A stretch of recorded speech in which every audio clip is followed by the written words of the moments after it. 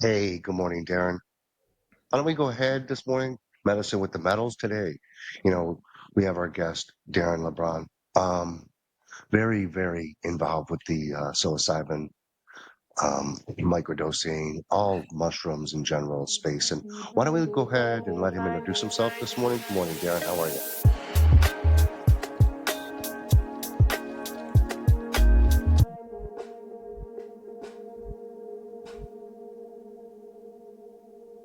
All right, cool, man. So yeah, I'm Darren Le Baron. I wear many hats, I guess, based upon this invitation to share on your platform. I wear my psychedelic or entheogenic or mycological, my mycological hat. So basically, what does that mean? I teach and share about mushrooms, psychedelics, and um, spread the sports. Spread the sports, man. That's what I do. How long you been in this space for? How long you been Um, interested in this healing experiences? interested. Since birth, man, I've been a 5, 6, 7 year old, like trying to work this stuff out, trying to work myself out, trying to work out this experience that we're in, we call Earth and life and all the rest of it. So, as a 7 year old, I'm very conscious of trying to be Spider Man and activating my powers, understanding that we had powers, and I guess I felt they were dormant inside of me. With that said, I wanted to activate them, and I guess the key word being healing, I needed to heal slash activate myself. So I've been doing this for a while, man, and in the public space for over 30 years, been teaching and sharing and introducing people from different healing modalities and practices to the community that I come from in the UK. And in addition to that, I've been teaching and sharing about psychedelics and mushrooms for about 15 years now. I love it. Love it so much. So let's just really jump into the basics because that's what we're here for. A lot of people really are looking for better ways or, there's not a lot of trust in Western medicine anymore. I think it's kind of really faded away. And a lot of people are looking really for holistical or natural ways to heal. So, let's really talk about mushrooms, then we'll talk about ayahuasca. But let's really dive into mushrooms a little bit because psilocybin and mushrooms are really, I think, coming to the forefront of how important they are with so many things. Just not like psilocybin in general, but we have our turkey tails, our reishi, our lion's mane. But in the general concept of things, microdosing and psilocybin, you know, when somebody first enters the space, it becomes a little fearful. So, we want to get these people, our audience, to like recognize that there is a fear and there's a respect for these medicines, but in the long run, these are so beneficial. So let's really dive into the fear concept of why people are fearful of these medicines right off the bat.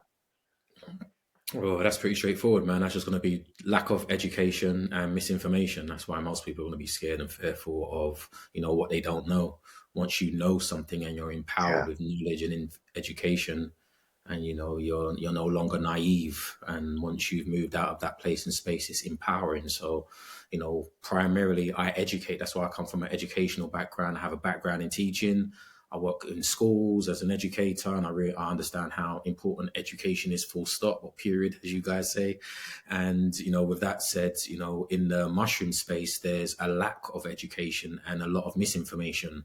So what I do is empower people through education, teaching people about what mushrooms actually are, and how important they are.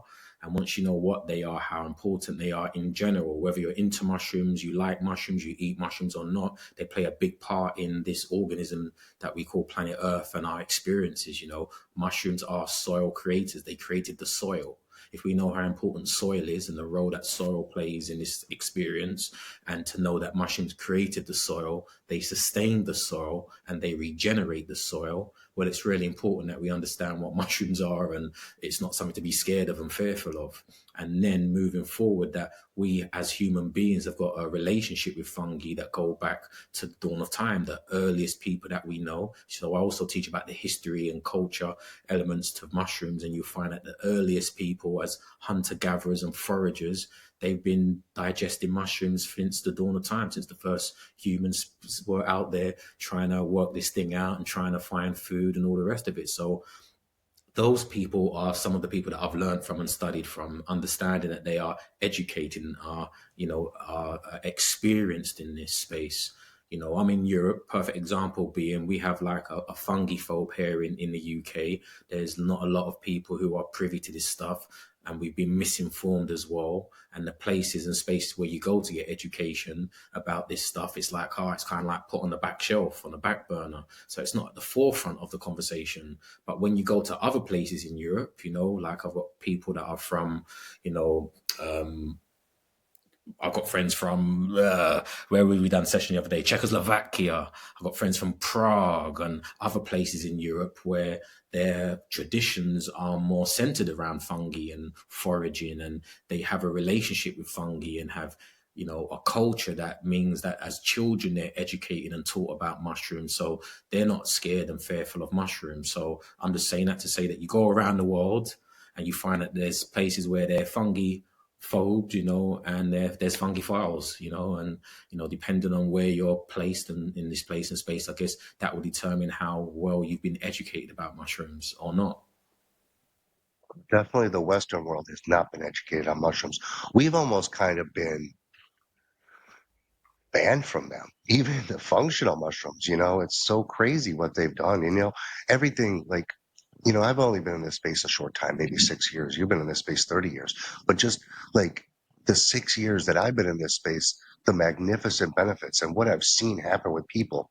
I mean, why aren't we? Is that the reason we're not talking about it more? Is that the reason that we're not adapting these into our life more because they actually do work? That's part of it. Depending, it really depends who you're talking to.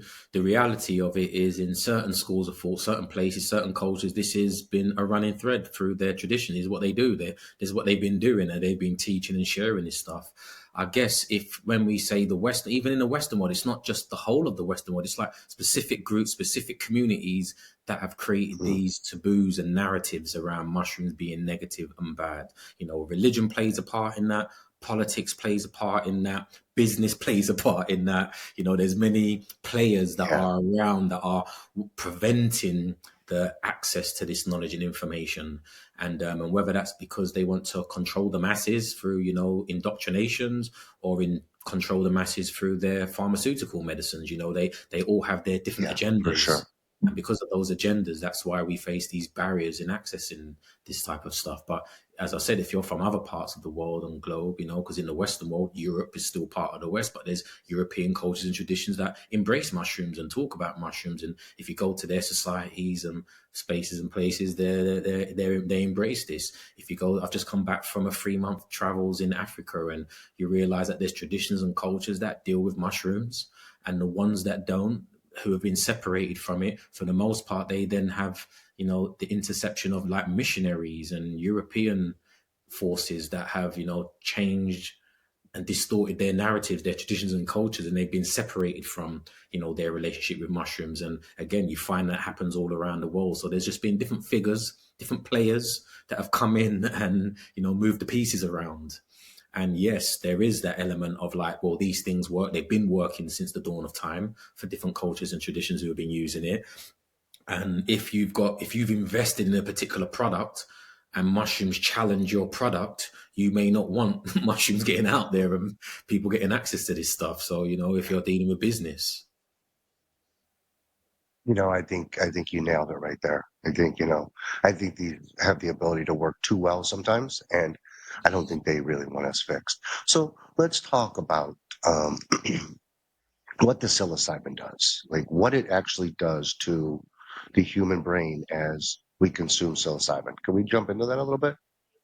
Sure. Well, without getting too techy and scientific with it, if we're just talking about, dosing yourself with psilocybin mushrooms, there are protocols, so you don't just want to jump in and experience this thing without knowing what it's all about. So psilocybin, along with other complementary chemicals that you find in magic mushrooms like psilocin and so forth, are what we could say is orally active DMT. These are chemicals that you find throughout nature in different forms. They come from a family of alkaloids. And when you ingest them at very low dosages within mushrooms, at a basic level, you will get euphoric, insights, euphorical feelings. You catch a vibe. I got a nice feeling or a vibe. And Hmm. what they can do is heighten one's senses. So on very low dosages, they heighten your senses, your visual, your oral. You see better, you hear better, and even going back to the indigenous people, how they use them, they're utilized like for hunting. It's like a technology they use that helps them with their hunting. So if you're a hunter gatherer and you're hunting at night time, and like you need to hear further and see further or see sharper, you're looking for birds in the tree at very low dosages. As I say to folks, it turns on your Terminator vision, your night vision, your senses to be able to Yeah, see and hear things exactly. clearly. And that also ties in with, I guess, why some people utilize mushrooms or psilocybin from a microdose perspective when you're taking subperceptual levels of the mushrooms or the active ingredient, so that you're not having hallucinogenic experiences. You're not having these highly, stimulated experiences. So, and what that does, it works in the background. It kind of might works in the background of your brain, kind of thing. And what science is suggesting is that it helps build with new neurological pathways and stuff. It can help you with memory and anxiety and depression and so forth. Like, it just helps to manage and mitigate that type of stuff. And I mean, that's what the benefits that you can get from psilocybin at low dosages. And then you've got different stages, and what some people would say, like recreational doses and therapeutic doses and heroic doses as you move up the scale of ingesting psilocybin mushrooms. So from it just heightening your senses, it can also, stimulate, what some would say is, hallucinogenic or psychedelic experiences. And that's what I understand mushrooms are really about. That's what it's really about, getting into that place and space to have those experiences. And that's when you can get maybe to the root problem or core root problem of some of these challenges that we face, where we might microdose and take those lower dosages. So, there's a spectrum, a scale that you can work with. I think they both have their beautiful benefits for sure. I think diving deeper into the mushroom is so much more beneficial though. And then you really can keep those neurons firing and wiring with the microdosing. But, you know, it's to get those people's feet a little wet when they're coming into this space. I think microdosing, and it's the benefits of microdosing, the daily benefits are just absolutely amazing. Love to Mm, jump into another topic. Of my favorite medicine is ayahuasca. You know, ayahuasca really, if I had to tell people, or just to navigate them down this road, and I said, you had to take a psychedelic and really wanted to change your life, it would be ayahuasca. Because for me, I can only speak for myself. Psilocybin has a way to work on the mind, but medicines like ayahuasca, aboga, wachuma, 5-MeO, bufo, all work on kind of your traumas. For me, they've worked on my traumas, and then I can really adapt to the psilocybin afterwards. But for me, ayahuasca was really my first dive into an adventure of the psychedelic space. And I call it an adventure because I feel when we're in that space, it's kind of just a fantasy land that opens up portals. And when we open these portals up, we're open to new things because, once we get 30, 40, 50, we're pretty ingrained in our thinking, and our traumas are there and they're kind of stuck. And my true belief is these medicines really shake those traumas up, and they show you what they are. And it's for you to work with them. How do you feel about that? mm. Yeah, man.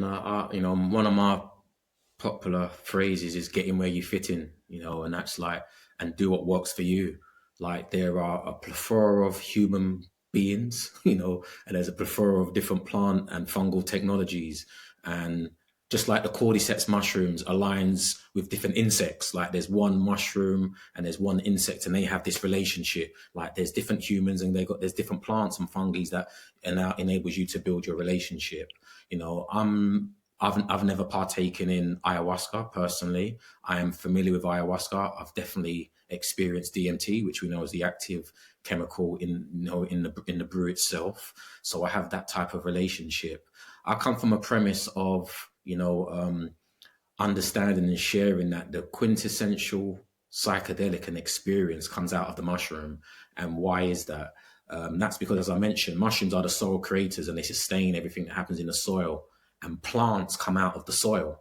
you know. So this relationship that we form with the plants, the data, information, even the nutrients are provided to them by the mushrooms. Any and everything you seek in a plant, you can find in the mycelium network, because that's the hub, that's the motherboard, that's the network that provides everything else, including us, what we need. So I say that to say, I think I shared at the very beginning that mushrooms, psilocybin mushrooms, are just orally active DMT. Once you take off the extra oxygen molecule from the psilocybin, it becomes DMT. And what my teacher, my elders taught me was that at high dose experiences, which most people don't experience with psilocybin because they're microdosing and or doing recreational doses, they don't move into the beyond. They've never had those experiences where psilocybin starts to offer what it really has to offer. So I have to definitely give a shout What out is to the my, beyond? What would you say a dose level for the beyond is? Because okay, psilocybin's all different. You know, I mean, you can have a penis envy that's 0.60. I mean, there's so many psilocybin's you contents. got So it, you got it. what is a dose that will take you to that DMT realm? So regardless of what mushrooms we're talking about, if we just stick with the organic, non-hybrids, non-interfered with human beings, just what mushrooms originally were and are, you have what some would coin as the heroic dose, which is coined by Terence McKenna.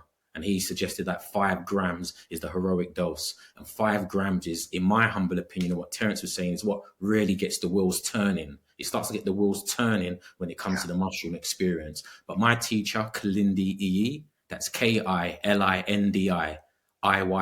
who was an advocate for mushrooms and teaching about the high dose experience for over 40 plus years, taught us in our school of thought that it's when you get into the 20-gram plus region of dried psilocybin mushrooms, that's when you really understand what mushrooms are about.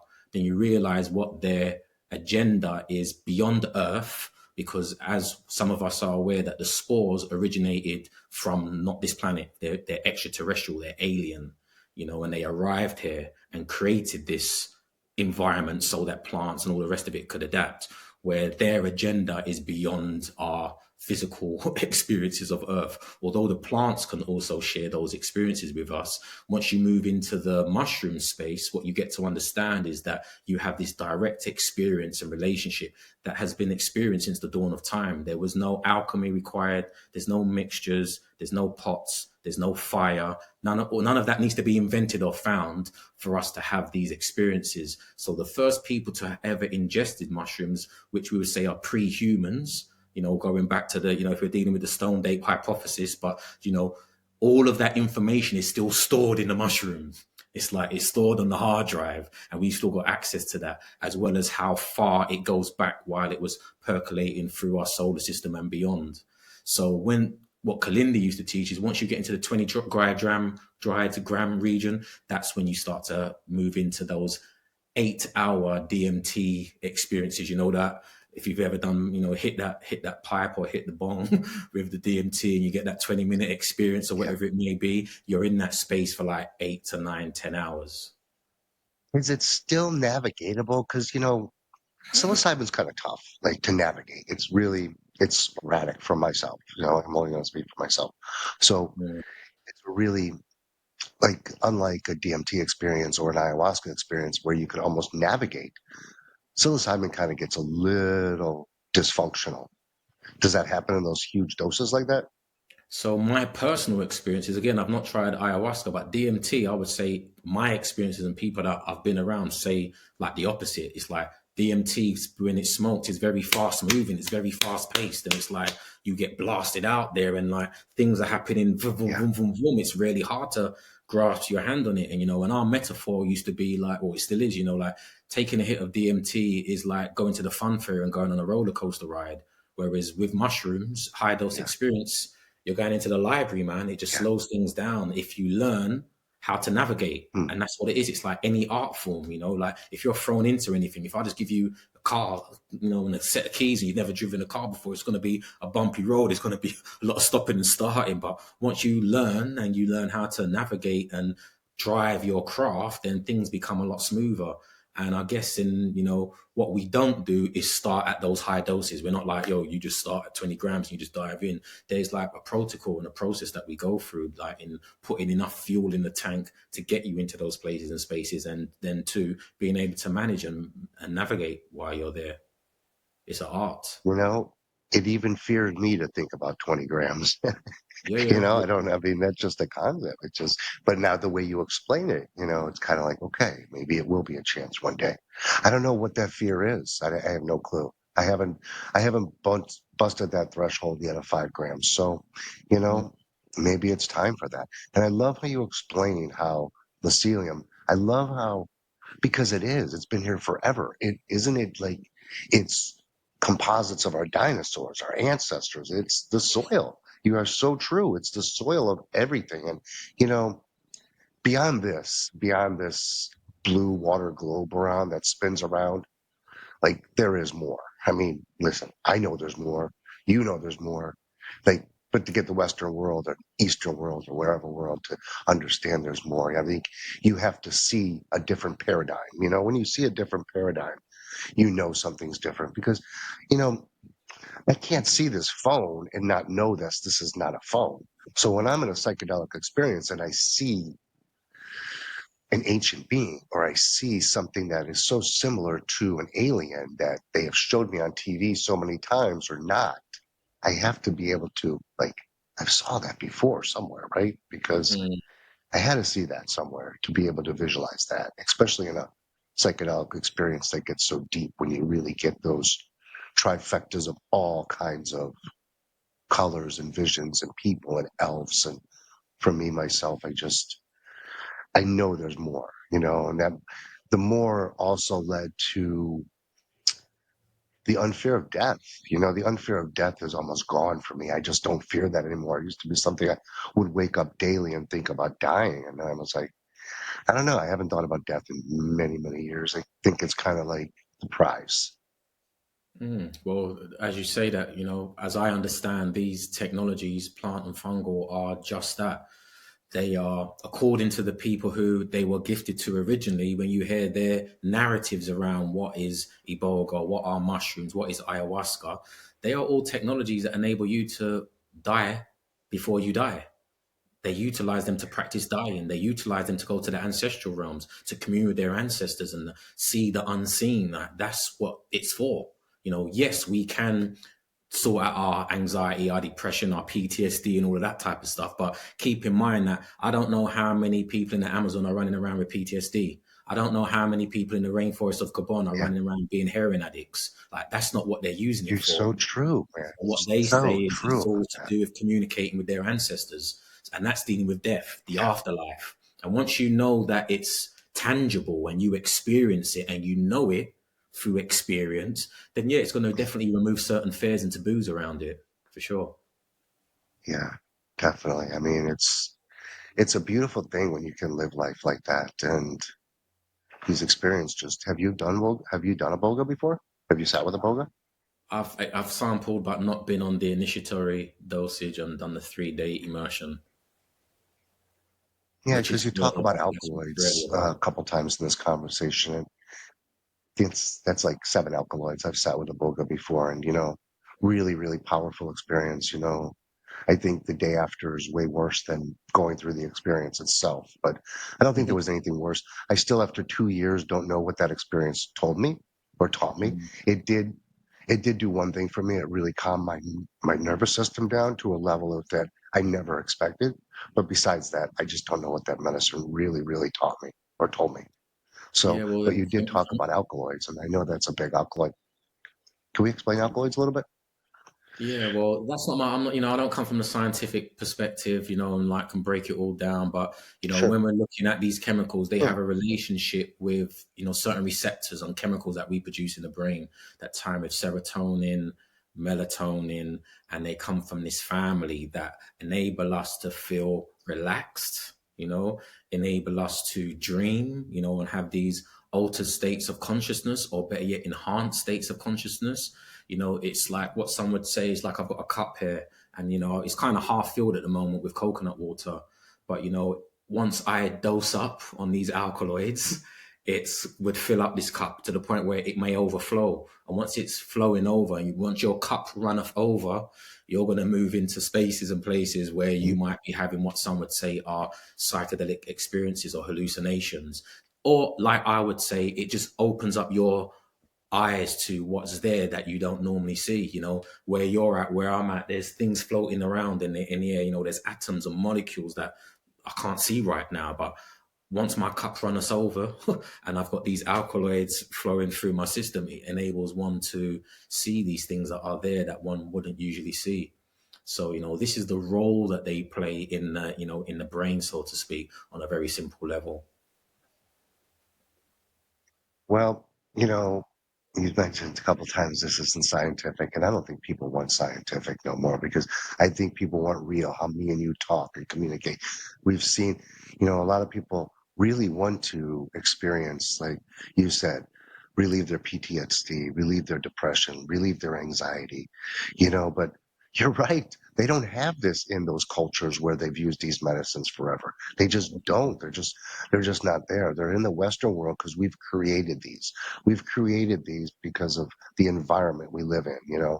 We're living under concrete jungles, concrete walls, watching the TV every day. Just like our connection to self and our connection to each other is gone. Like it's gone. I mean, in the Western world, at least, there's no connection to each other anymore.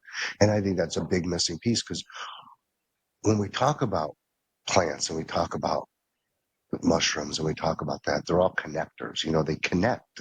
They bring things together. They're, if I'm saying this wrong or right, but I think most plants, 97% have some form of DMT in them. So it should be a valuable asset to us that we're not utilizing as much as we should. And there are so many other mushrooms out there. Like, let's talk a little bit about lion mane and cordyceps and things of that nature. Do you see the benefits of those and where do they lie in humans right now? Where, I mean, should we be consuming these mushrooms? Yeah, for sure, man. I think if they're in your environment naturally, by default, that's an indication that you should be eating them. Like wherever you are in the world, Yeah. if you've got bananas that grow in your environment, you're meant to be eating bananas. If you've got mangoes growing, you're meant to eat mangoes. Like the foods that grow in your area are growing for you to have this relationship. And that's what it's all about. And whether it's psychedelic plants or food, it's all about building relationships. So that's why you don't do things once and just say, hey, that's what it is. Like, oh, let me build a relationship with you. And once you start building a relationship with mushrooms and fungi, no matter what one mushroom you start with, all the other ones are going to start appearing. So if you was like, oh, I want to sort out my PTSD and I've heard I can start microdosing with psilocybin mushrooms, somewhere down the line, cordyceps are going to pop up. Lion's mane's going to pop up. They're going to start popping up. And if they're in your Yes. environment, it's an indication that you should learn about them and build a relationship with them. So, lion's mane has become very popular. And it's one of the mushrooms that I grow and work with students because I do a lot of work in school. In school. So when I speak with my students, school is all about remembering. It's not about learning anything. If you've got a good memory in school, like you do all right, you don't have to know anything. You just got to remember things, just repeat what you've been told. And if you can do that So, and have a good memory, you can do well in school and their education. So as far as lion's mane and the role that it plays, just like psilocybin, they go hand in hand where they've been shared and the research suggests that they help grow the brain. Just to simplify, they help grow your brain. They help to rebuild your brain. They help to sustain your brain. They build new neurological pathways. Lion's mane has also been suggested that it can help with, Alzheimer's and dementia. So if anybody, including myself, rolls around and like, shit, where did I put my keys? Where did I put my wallet? Like I swear I put it in a safe space, but I can't remember. Like that, you might need some lion's mane in your life, and then what you'll find out is although they play these clinical roles, that we should approach it from a holistic view. So there's nutritional value that it offers, and there's mental health benefits that it brings to the table, and there's benefits with the ecosystem that it benefits. It's like there's a plethora of benefits that it brings to the table. But as humans, we're just like, oh, I see this being the benefit. And most of the benefits that we get from these mushrooms are all to do with challenges that we have in the West. Whatever challenges we have, it's like, and that's why we see them as like, this is our medicine, this is our cure, but they bring so much more to the table than that. So cordyceps mushrooms, because you've mentioned those as well, Are really good. So all these mushrooms have got a range of different benefits, outside of the key ones that they're highlighting. But cordyceps is also good for the immune systems, good for energy. Loads of people back their coffees or their Red Bulls or these caffeine drinks to get, this energy. And, cordyceps is really cool for that. You know what I'm saying? And plays a role in, Yeah. giving one energy. And, even if late at night you want to get jiggy with it and, your little member isn't doing what it used to do, cordyceps can step in Yeah. and give you a hand. So it has all these other benefits, but cordyceps as a whole, as a species, they're also regulators. I refer to them as Warren G and Nate Dogg. They're the regulators of the mushroom space because they help regulate species on planet Earth, in particular insects that are doing too much. When there's a particular insect in the forest or the jungle that's overrunning and taking over, cordyceps come in to regulate those and they basically take them out. They're like the hitmen. They're the regulators. So Explain outside that. What do you mean by they come in? What do they do? They actually tell me what they do. So it's What does been the cordyceps suggested, do and in the that research situation? highlights that they take over the minds of the insects that interact and interface with these Hmm. cordyceps mushrooms end up digesting them. The spores then take over, on their shell, and as that particular insect rolls around its colony, it also infects other insects with the spores. The spores then eventually turn into mycelium and cocoon, take over from the inside out. They mummify, because that's where the ancient Egyptians got their mummification rites from, observing it happening in nature. But the mycelium then mummifies the insect itself. The insect then starts to travel to the highest point it can find, whether it's the tree or a mountain. It starts to travel upwards. So then eventually it gets to a point where it gets into this cocoon state and a mushroom erupts from its head or from the body itself. And once the mushroom erupts from the head, it produces the mushroom and releases the spores. It enables the mushrooms to replenish themselves or regenerate themselves, but it also then regulates these particular insects that are overrunning their community. So some people say when they hear that, That is it's like, pretty wow, amazing. it sounds like a few movies and TV series that have come out over the last few years, and people want to know, is there mushrooms for humans? Is there ones that would regulate humans? Because is there a species on planet Earth that's doing too much and needs some regulating? And I would say there's definitely one that's right up there. And who knows what the days and times we're living in, if those mushrooms are not observing us, are going to take So over what us. about that's really cool about cordyceps. Let's go on to reishi. What do you feel about reishi? Reishis are also amazing. They're one of the oldest medicinal recorded mushrooms they are. You find them pretty much all over the world. I just came from Barbados 6 months ago and we discovered, or I won't say discovered, new to science at least, reishi mushrooms that you find all over the place in space. And reishi are also good for the immune system in general, blood regulating. So it's good for diabetes. It's good for if you've got issues with sleeping at night, so you want to relax and get a good night's sleep. You might want to get some reishi tea or a reishi tincture and add it to your teas at night to help you relax and have a better sleep. And there's combinations of these, reishi being one of them, that are really good for helping women with menopause and if they've got issues with their menstruation. So, like, again, there's like a long list, endless list, an infinite list of the role that these different mushrooms play. And if you isolate these mushrooms and isolate these chemicals, yeah, we could say this one's good for this one's good for that. But my approach is just get them in you. Like, they should be part and Yeah. parcel of your way of life. You should be eating these mushrooms, drinking these mushrooms, and the collection of them, the collective. It's like a collective consciousness of mushrooms, and you should be getting that in your system as a way of life. And then what you have is a preventative measure. You won't be looking at them as a cure, as a medicine. It'd be like, oh, these are the mushrooms that grow in my environment. These are the mushrooms I'm meant to eat, drink, and utilize. And then what you'll find is that we won't have half of these issues that we're running around with. So true. And it takes a little bit of time to establish this in your body too. I think it's not like take one lion's mane and you're good for a week. I think you That's what have I'm to build saying. some kind of respect and It's a you have to build relationship. a Like love for any these kind of relationship plants, that a you build. relationship, right? Mm. Hmm. Yeah. And it's something that is so important because these are preventable measures.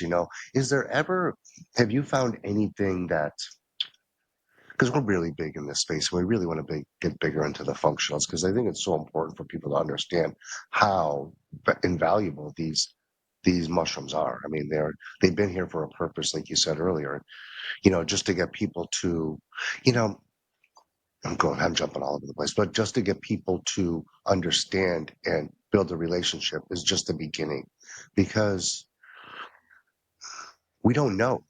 A lot of people don't know. They just don't know, Mm. and educating and informing is such a beautiful thing. But you think there's people that should not do mushrooms? Yeah, well, depending on what mushrooms we're talking about, and like anything, there's pros and cons, to any and Let's everything that talk you just put in functionals right now. Functionals being non-psychedelic. Non, let's Yes. let's just talk about non-psychedelic mushrooms, the lion's mane, the cordyceps, the olive. You think there's you think there's people that should not take those? Yeah, so perfect example being, like if you have certain digestive problems, if we just to start on like you might have digestive challenges in life, and there's, mushrooms are coated in chitin, that's the skeleton, the framework. That's the same thing that makes up the insect's, shell. And that can cause unsettling problems in the stomach, can encourage your digestive problems or digestive challenges. So these would be, that's because obviously most people will be ingesting mushrooms. So that would be something to consider. There are mushrooms because of their, the way that they work in being processed through the body can be challenging to the livers and kidneys. So again, it's like, and if you have a problem in general in filtering these things out, then you need to be conscious of that. That's why some people say, "Oh, I can't eat mushroom because it messes with my stomach, or it gives me, I get certain feelings." And it's like, okay, then maybe if you can eat them, if you're not allergic to mushrooms, maybe you should head towards shiitake mushrooms because they're, the body is it finds it easier to break those particular mushrooms down. So that's why like knowledge is power. It's really important, and the most important knowledge you need to have is knowledge of self. You need to know yourself and be honest about it, like what's going on with me and my body. And then once you know what's going on with you and your Right. body, then you can be like, that's why I can't do this. That's why I can't drink this or eat that. And then you find out once you're building a relationship with the mushrooms, which ones are most suitable for these challenges that I might have. So yeah, it's like anything, like we should, but I know we don't do it. When we go to the stores and we buy the medicine, we don't really look at the look at the ingredients and look at the small print. We're just told, like, eat this and take this, and this is going to work for you. And like we just believe, but we should be checking the labels and we should be checking out Yeah. it, and we should have that same approach with anything that's being offered to us. That's what I personally feel. And if you know yourself and what challenges you might have, then you can find out if it's conflicting in any shape, form, or another. So it is definitely important to know what you're putting in your body. Isn't a fungi also a cleanse though? So when it's going through, like we're not scientists, we're not that we're just talking from experiences. Like, isn't it more of a cleanse though when it's going through that system and your guts kind of, ooh, oh, oh. I think it's cleaning some stuff. I mean, that's at least how I feel. It's like it's Yeah. getting some shit out of there But if you don't have, stomach cancer or because it something like that, moves. it's great. But if you have like a Yeah, real challenging, yeah, this is what I'm saying. It's like psilocybin mushrooms. If we go there, it's like, oh yeah, it can be amazing and great. But if you have underlying, psychotropic medicines that you take and stuff like that, like yeah, they can interrupt that stuff and be disruptive. And that's why you need to know yourself, be honest about who you are and where you're at. And if it's like, yo, I have stomach issues, and then you take mushrooms and it's like triggering your stomach issues, then you might need to explore what that is. But like you said, if you take mushrooms, like, hey, I feel lighter. It's lightening my load. I feel like I got a new spring in my step. And that's why I said at the very beginning, get in where you fit yeah. in. It's about being honest and how this stuff is working with you. As I said, I've got people around me that when they eat mushrooms, it messes up their stomach. And I guess like they're the one in the every 200 people who, when they digest mushrooms, it messes with their stomach and or it messes with their kidneys. But you could be that one in 200, that one in 500. So that's why it's important just do your Googles before you jump in head first. Sample and check and see and be honest. Like, yeah, I've done it. I feel amazing. Continue doing it. If you do it and it becomes challenging, then take your foot off the gas and like look at another alternative. Absolutely. So you're a speaker, you're a forager, you're very knowledgeable in this plant medicine space. What other natural holistical ways do you really believe in? Well, the easiest and simplest that I know, I don't have to believe, I know this, Mark, is getting out in nature. I come from a Yeah, horticultural background, and I get young people and people in general that are living in this concrete jungles and get them out in nature. I'm sure Yeah. you know me because you're in a beautiful place and space by the looks and sounds of it. You know, if you take your shoes and socks off and Yeah. you walk on the ground and you get in the forest or the jungle and you're in and around trees, that in itself is a healing, holistic experience. Science has suggested, your You feet on the know, soil, he, he, touching he trees, feeling trees is healing within itself. You don't need to ingest anything, but nature, just breathe. he brought a really remarkable memory back to me when he just said that. Like, man, I used to love to be in nature when I was a kid. I used to love the forest preserve. Used to love to be out there, smell all that. And, we get away from that. And, Mm, one thing really gratifying right now is leaving the States or leaving the countries and coming here to where, there's nature and there's no media in your face and there's no news. And, we're just eclipsed with so much negative, negative, negative that I, our biggest goal is to educate and to get people to understand there's a better way to live. There's a better way to wake up every morning, to be angry at everybody, to be, everybody wants to win. You know, what is there to win at the end of the day? What's there to win? What are we going to win? Death? It's mm. kind of crazy. I get emotional about it because it's so easy. It's so simple, but yet we make it so hard. Yeah, man. Yeah, man. When I just came from the Southern Africa, I spent time with the Bushmen, the first people, Adam and Eve, the first humans that we know on planet Earth. And, and so from the outside, people, I was over there and people are like, are those guys all right? It looks so primitive, that it looks so minimal, like, are they happy? And I just laughed. I'm like, are they happy? Like, these are some of the happiest people that I have met in life because they've simplified this experience by reducing all of these external stimulants that we have. And like you mentioned, whether it's TV that's filling you up with fear, whether it's food that is basically high in sugar, high in toxins that is deadly. It's like you've got all of that they're just not part of their experience. But more importantly, man, they're free, Mark. They wake up every day, they go out, Yeah, hunt they're and free. gather their food for the day, and they chill. They do what most people do when they Yeah, say, "Oh, when I retire, I want to be able to just sit back on the beach in nature."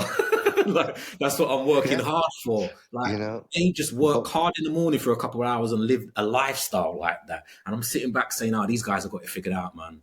They're the ones who these are definitely yeah, the wise ones." And we're running around like a dog chasing its tail, trying to chase the dollar, chase the pounds. And, it's we are. definitely been a detriment to us because that's what's caused all these issues that we have. It's been very clear that the Yeah, issues with mental health and you name it, all the different fractions of it is caused by modern society. Modern society causes anxiety, depression, PTSD. Modern, not ancient, it's modern. The ancient people know what they're doing, who it's so continue their true. practices. It's modern society, mobile phones, Wi-Fi, and personal hotspots and Bluetooth, and all these things that we thought would advance our civilization have actually been more of a detriment that we've seen. And that's like evident. They've been a huge detriment to society. I mean, but how do you escape and where do you stop? I mean, where do you stop? Where are they going to stop it? They're just going to keep, I don't know. I guess it's for just human nature and people like us and to inform and to educate. And, there is a better way of life. But I think at the end of the day, it becomes about, like you said, the pound and the money. It becomes, where am I going to get that to live that? But Mm. that was a hard barrier for me to break too, but I broke it, I think. I was going to I say, it don't know sounds if like I you've have. done it. And for me, that, like, you then lead as an example, each one to each one. Folks will be like, Mark's left and he's in Costa Rica now. I'm saying he's off grid. Like, we can just about communicate with him because he ain't got good Wi-Fi connection and stuff like that. And it might sound like it's challenging at the moment, but what it's actually going to do, Mark, is liberate you, man. When I was off grid and just no phone, it just allowed me to just not think about things that I'm usually concerned about. I didn't have to think that my car is parked outside and that I'm going to get a ticket. Because in London, you can't park nowhere. You get tickets on your car all the time. Like, and every minute you go into a shop and you're looking at, you've got this added thing going on. I've got enough shit I've got to deal with in anyway, but I just can't go out and drive my car because I'm going to get a ticket. And once you start realizing, like, I didn't have to think about any of those things. None of those things were at the forefront of my consciousness anymore. Like, you get to then start taking that inward journey and be like, how do I feel? And what you find out is truly liberating, man. It becomes liberating and then you're going to be that example. Like, Mark's like liberated himself, and he's actually going to liberate others just through being an example at minimum. So are you, Darren. You're a great example because, you speak with just knowledge, like you said so many times, I'm not a scientist, neither am I. And I think that's, I really believe that's what people want. I really believe they want the real deal. They want to see, like, that dude was really fucked up a few years ago. Look at him now.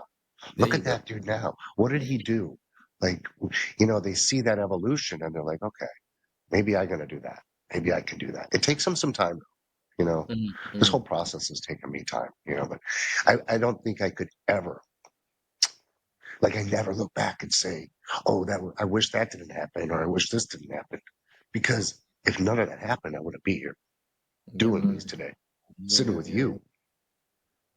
You get it, man. And So I'm that's just the grateful for, yeah, I'm just really grateful for, like, the path I went on to find these plants because 2019, I was terrified of psychedelics.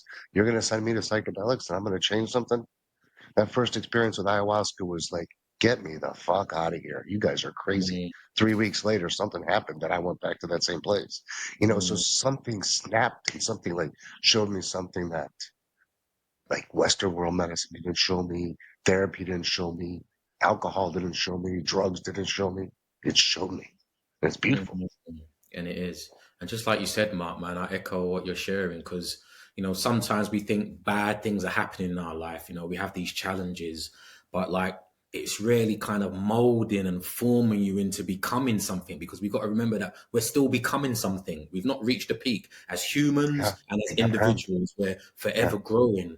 And, as a mushroom cultivator, you realize this, that mushrooms fruit, the fruiting body, mushrooms fruit after a stress, after a trauma. They reproduce themselves. They grow after there's been a drought, after there's been a flood, after there's been some kind of challenge. That's when like they're like, yeah, Yeah. yeah, there's been a forest fire, morels are popping up everywhere. You know what I'm saying? It's like, Sure. like Healing. you would think, oh shit, this is traumatic. There's a fire, but mushrooms, they love it. And that's what we've got to understand. Like just our role in this whole thing of this experience of Gaia or of Mother Earth, call it what you want. That we have to go through those challenges, but the goal is that we learn. We have teachers, elders, or a village that supports us, so we can mitigate those challenges. So they become less impactful. They become less traumatic, and like you learn from them. And I guess that's what all the bloody school books that I read were trying to teach us. All the Three Little Pigs and Little Red Riding Hood, and there was and down to the movies that we watch now. There's the hero, and then there's a villain. You can't have a movie with a hero without having a villain. You can't be a Neo without there being a Mr. Smith. Like,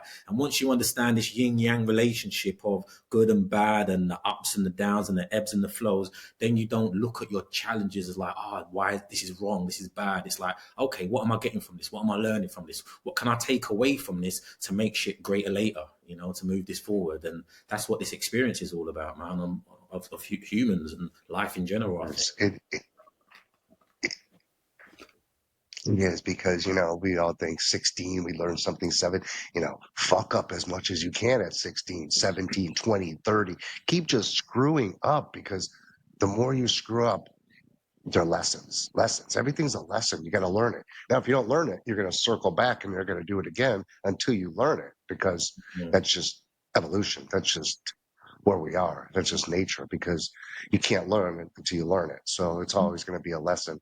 I'm 58 now, and I'm like, well, am I done yet? No, I'm never fucking done. I ain't going to be done till until I'm burned and buried, So, mm, I just like, in the older generation ask all the time, are you ever done? You talked about retiring. Is that done? Like, what are you done? Like, you're just beginning, it's so mm, sad to see how like we evolve to this society as we work 30, 40 years and then we say, oh, we're going to have 6 years of retirement. Now you're retired. You're sitting there in your home wondering what you're going to do. You buried up all this money, and what did you do with your life? Really, what did you Mm, do with your life? You work for a corporate world who, you bought the house, you live the American so-called dream, but is it really a dream? I look at elders now, and like my father and my mother, and I ask them, I say, what would you do have changed? What would you do have changed? They would have done a lot to change. They tell me so mm, many things now, but they're so stuck in their ways. So it's really hard to get them out of that ways. That's what's really interesting to me now. And I've noticed it a lot more recently in the last few years, how many more elders, like in the 70s, 80s, are coming to psychedelics. I mean, they're consuming these psychedelic mushrooms and going on the ayahuasca experiences. I wouldn't recommend this to all of them. But after they get off these experiences, they're like, wow, mm, what mm. I missed out on in life, Yeah, And yeah, it's yeah. just beautiful that they're that they're giving themselves the ability to do this. Mm. Well, as you say, share that, it makes me think of a documentary that you can find on YouTube. And I can't remember the exact title because it's a title and a subtitle, but it's along the lines of understanding psilocybin. And they're exploring, documenting the trials that they've done with those cancer patients in the States and in the UK as well, that were at the last stages of cancer and being told that, hey, you got 3, 6, 9 months to live and you're out of here. And that revelation in itself gave them anxiety, depression, and they were in these extreme states of mental health challenges without their physical challenges being addressed. And with that said, they're like, yo, but as a last result, should I say, maybe you should try these psilocybin mushrooms because it's been suggested that it might help you with having a better quality death experience. So they're like, well, what do you mean? It's like, take the mushrooms and find out because it's not something that you can explain. As you would know, when you're asked to explain your experiences, it sounds weird and far-fetched. But you see testimony after testimony after testimony of these cancer patients coming back saying, hold on a minute.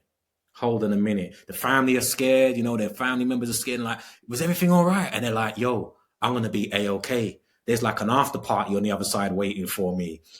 I'm more concerned about leaving you guys behind in all this chaos and mess that, we're in, I'm going to be all right. And they have a better relationship with their death. But what also comes out of that is, yo, why did I have to wait till I was on my deathbed to have this experience?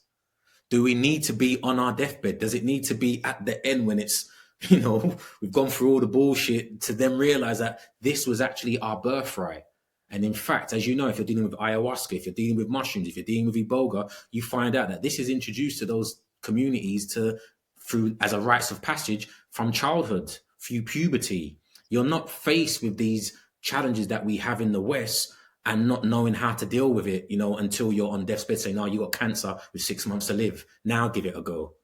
And that's like highlighting, like, yo, why did a lot of people will say the same thing? Why did I have to wait? Why did I leave it? I've had many elders in my community say the same thing, like, shit, they've been in their 60s and 70s doing it for the first time and be like, man, did the system do one over me? In making me think this was bad, this was negative. I Yeah. was I was going to be poisoning myself, like whatever it is that they believed. And like once but all you can do is be a living, breathing, Oh, walking example. yeah. So beautiful. And I think we're getting there. I think we're slowly evolving to that point because I really feel that people are tired and people want to be like, there's a lot of us. There's a lot of me and you and all of us coming out, and we're like, dudes, ladies, gentlemen, we can change. We can really, really change. Yeah. So, Darren, let's talk about a little bit before we end here. Let's talk about where we can find you at, like some recommendations you have for people. And, you've been a great conversation. I'd love to get you on again. Um, but let's tell people where we can find you at, how we can find you, and, some highlights to end this show. Yeah, yeah, yeah. Cool. Well, it's really straightforward, man. My name is Darren Le Baron. And if you type in darrenlebaron.com, you're going to be able to get to my website. And on the website, you're going to be able to get to all the social media links and all the rest of it. I'm on Facebook, Instagram, YouTube, and all the rest of it. And on my platforms, you'll find out that I do talks and workshops all around the world, teaching people primarily about psychedelics in Africa, the untold story. I also teach people how to cultivate mushrooms. I have a webinar series, two webinar series. One's a cultivation one, and one is dealing with some of the research that I've delved into with psychedelics in Africa. So that's like fundamentally what I stand on. But, I do a range of other things, man. I'm in and out, different communities, working with young people, elders, refugees, you name it, like all the different titles that they've given these different groups, and just educating them, empowering them, and trying to give them access to this knowledge and information so they can make decisions for themselves out here, man. So if you go to my platform, you can find out all these different activities that are taking place. But I would definitely say and encourage you to check out my teacher if you're interested in the, mushrooms as a whole, but specifically psilocybin mushrooms and this high dose experience that, I was making reference to. His name is Kalindi E. Kilindi is his first name, and his last name is Iyyi. Give him a Google as well. And between myself and him, you'll find out our tribe. You'll see there's a handful of us, even more than a handful of us, that are talking this talk and walking this walk. I've heard of him. He's a pretty amazing guy. Can I ask you one more question? The Go skull for it. walking stick back there, is that a walking stick It's not a behind you? walking. Can you see it? Because in my screen, it's not visible. Okay. Yeah, the skull walking stick. Just give me a little background on that because it's cool. And then I see a skull on your shirt. Are you in those skulls? Yeah, man, because like I drink from a skull, not a human skull, but a skull cup. And yeah, skulls in indigenous cultures for the most part, represent and symbolize a range of different things, but primarily the ancestors. So I'm very much, an advocate for people connecting with, understanding, learning about their ancestors. And the skull symbolizes the ancestors. And this is actually my logo. So you see that the mushrooms are connected to the skull, and mushrooms being a technology, a communication device that enables you to communicate with your ancestors. That's what I'm all about. So that's what if people are checking me out for the first time, you're going to hear me talking a lot about that type of stuff, about ancestors, the afterlife, mushrooms, and all these different plant technologies that tie in with communicating with your ancestors, because that is the fundamentals of what these traditions that I've been researching are all talking about. Whether it's ayahuasca, they refer to it as vine of the dead, vine of the soul. It's all about this kind of unseen realm, this unseen place where your ancestors go to, where you can commune with them. And if you've got any problems or challenges in life, that's where you go to. Although, like in the here and now, we have range of different ways of communicating with each other from the phone, and we've got these spiritual ways of doing it. People go for tarot readings and clairvoyance and all the rest of it. But the plant technology is what these traditions say that they were dealing with first. This is where they were inspired to develop these other things. So the skull represents the ancestors, and that's like the ET phone home, man. It's your first point of call where you should be calling when you got shit going on in your life that you want to sort out. Well, you're a really cool dude, man. I really like you, man. I'm feeling a lot of bosse right now. So, one more time, tell people what you're about, where they can find you, and we'll end it. Cool, man. Darren Le Baron, darrenlebaron.com. You can come and find me and learn about psychedelics in Africa and the diaspora, learn how to cultivate mushrooms. I'm here pretty much just teaching and sharing or reminding people that they are mushrooms having a human experience. One more time, they are mushrooms having a human experience. And for those at the back, Love that. you need to hear it one more time. You are a mushroom having a human experience. That's me, Darren Le Baron, signing off, man. Thank you for the opportunity to share on your platform. Love it. Ciao, brother. Great conversation. I'm going to be in touch with you after the show.